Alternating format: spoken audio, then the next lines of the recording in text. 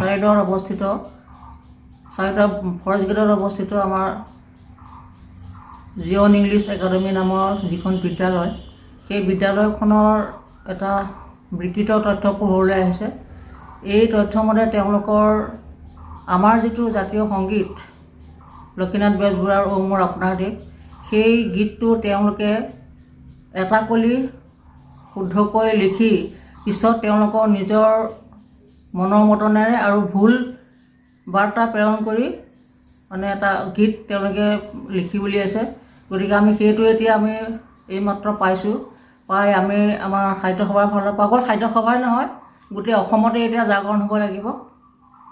কাৰণ অসমীয়া ভাষা সাহিত্য বিশ্ব দৰবাৰত অৱস্থিত হোৱাৰ সময়ত এনেকুৱা এখন বিদ্যালয়ে এই ইমান গৰ্হিত কাম কৰিব বুলি আমি ভবা নাছিলোঁ। গতিকে আমি এটাই অনুৰোধ কৰোঁ প্ৰশাসনক, এই আইনী ব্যৱস্থাৰে যিসকলে এইবিলাক বেয়া কাম কৰিছে তেওঁলোকক ধৰিব লাগে আৰু শুদ্ধ বাৰ্তা প্ৰেৰণ কৰি সমাজলৈ সুখ শান্তি আনিব লাগে। আমি সেইটোকে আশা কৰোঁ।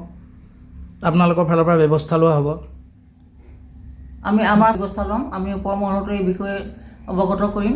আমি সেইটো আশা ৰাখিছোঁ। আৰু আগলৈও অন্য বিদ্যালয় যেন তেনেকুৱা ধৰণৰ কোনো কাম নকৰে, সেইটো সজাগ হ'বৰ কাৰণে সকলোকে আহ্বান জনালোঁ। অকল আমাৰ সাহিত্য সভা বুলিয়ে নহয়, অসমৰ প্ৰতিজন সচেষ্ট ৰাইজে এই বিষয়ত যথেষ্ট গুৰুত্ব দিব লাগিব। আমি সেইটোৱে আশা কৰিছোঁ। ভাষাৰ অপমান হ'ব নালাগে। আইৰ মুখৰ ভাষা সদায় জিলিকি থাকিবলৈ আমি তাকেই কামনা কৰোঁ। ধন্যবাদ। হয়, শোণিতপুৰ জিলাৰ চাৰিদৰত অৱস্থিত জিঅন একাডেমী নামৰ বিদ্যালয়খনে অসম সংগীত লক্ষ্মীনাথ বেজবৰুৱাৰ দ্বাৰা ৰচিত এই অসমৰ জাতীয় সংগীতক বিকৃত ৰূপত প্ৰকাশ কৰিছে। ই অতি গৰিহণাৰ যোগ্য। তেওঁলোকে প্ৰথম দুশাৰী চাৰিশাৰী শুদ্ধকৈ লিখি বাকীখিনি নিজৰ মন পচন্দৰ মতে অদ্ভুত শব্দ সংযোজন দি পেলাই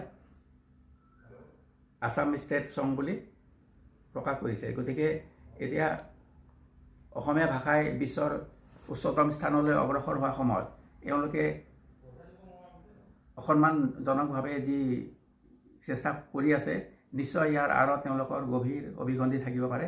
গতিকে আমি বিচাৰোঁ, মই চাৰিদৰ শাখা সাহিত্য সভাৰ সম্পাদক হিচাপে, যে ইয়াৰ বিৰুদ্ধে আইনী ব্যৱস্থা গ্ৰহণ কৰা হওক আৰু যাতে ভৱিষ্যতে কোনো শক্তিয়ে এই ধৰণৰ ষড়যন্ত্ৰমূলক কাম কৰিব নোৱাৰে তাৰ ব্যৱস্থা লোৱা হওক।